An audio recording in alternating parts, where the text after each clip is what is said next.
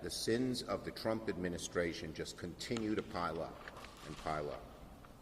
The actions occurred when Justice Department was led by two former attorneys general, Bill Barr and Jeff Sessions, and it requires immediate action.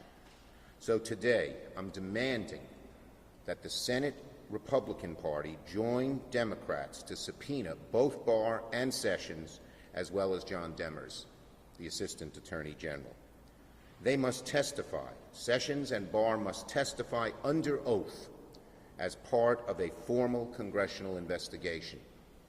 Because this revelation that the Trump Justice Department subpoenaed personal phone data of members of Congress, including a minor, those revelations are just shocking.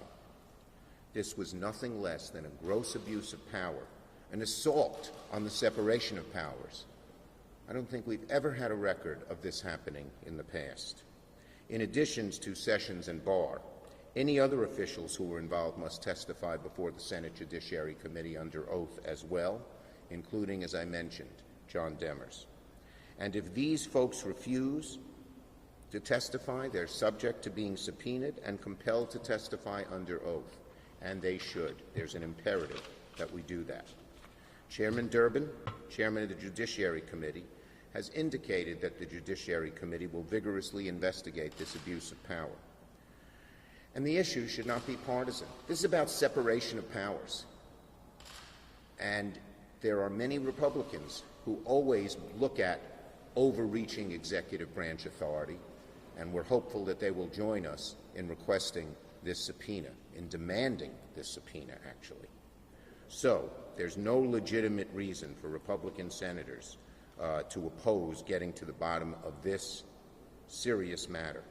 They should join Democrats and vote to issue subpoenas for testimony of Barr, Sessions, and other relevant officials. It relates to real people.